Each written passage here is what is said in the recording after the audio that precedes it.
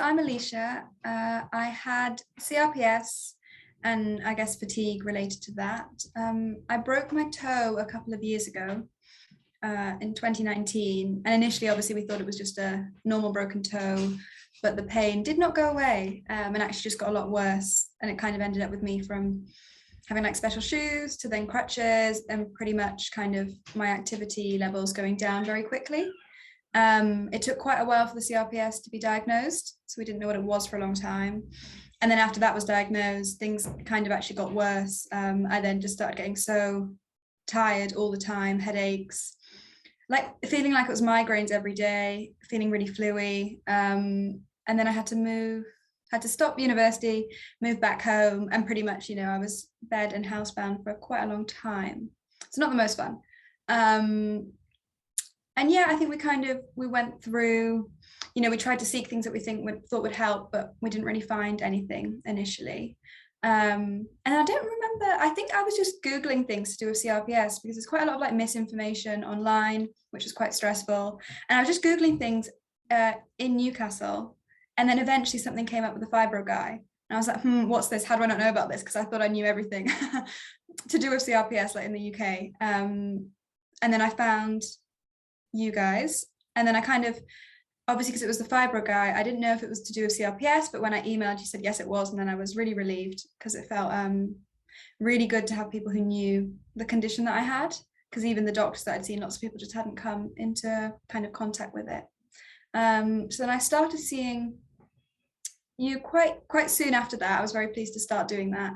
And it was quite hard at first, especially because if you haven't moved a lot in a long time, it's kind of hard to start doing that and kind of get the fear out of your mind that you can do that, especially when you've had kind of doctors tell you that you won't get better and that you can't you won't go back to doing what you did before.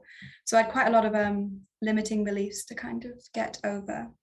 But then it's actually pretty, it didn't take that long for me to start being able to do things again. I was like thinking yesterday about the first time when I went for a walk, which felt like the most amazing thing. And then, so it was hard work in some ways to kind of have the motivation to keep doing things. But if the option was between like me being ill and kind of doing stuff, it was definitely, I was willing to do things to get better. So then it was pretty much just kind of steady improvements throughout it. Obviously, it wasn't always completely linear, but I think having the continuity of the kind of 2 sessions a week and having someone to kind of, text or call if I needed extra support kind of made the biggest difference. So it was just kind of, I'm probably making it sound easier than it felt at the time, but when I look back, it was kind of quite like steady improvements and just really great to be able to get my life back. See, the reason I like doing these little things as well is that like it gets you to kind of, look back at your journey. Because quite often, because we're so used to just thinking about how we are now, we don't really look back very often. It's not until you do that you kind of realize, oh, I couldn't even like go for a walk before. And now I'm, I've joined self-defense classes, I've started running, all these things. And it's like you're saying, there are things you never thought you'd do again, but now I bet your uni life just seems like it's the normal part of life now. Yeah, and you forget to almost be, at first when you're like amazed when you do stuff, sometimes I still get it, but you always have to remember to be like, wow, no, it's actually, I feel very grateful to be able to do these things. Aye, that's the main thing, I think, because myself, Paul, Adam, and everyone that goes through the program, I think tends to enjoy life more. And it's not that we're, gurus that give you the great life path or anything. It's literally when you've been in chronic pain and then you get out of it, you don't take anything for granted.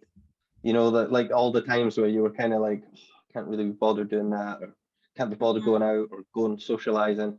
But when you're suddenly better after years of pain, it's like, yes, I want to go out and do this. Yes, I want to go running. Yes, I want to, because you've got a different perspective. It's like you were thrust into the body of a 90-year-old woman and then shot all the way back down into your 20s. And you kind of go, I want to enjoy the time I've got. And it is really the simple things in life, isn't it? As in being able to spend time with people, go outside. Without feeling a burden or... I think that's what, yeah, which are actually quite big things in reality. So if you could go back in time and tell yourself one thing, what would it be? If I could go back in time and tell myself one thing, I would definitely say that I had to see you guys before it'd been a long time. That would probably be one thing.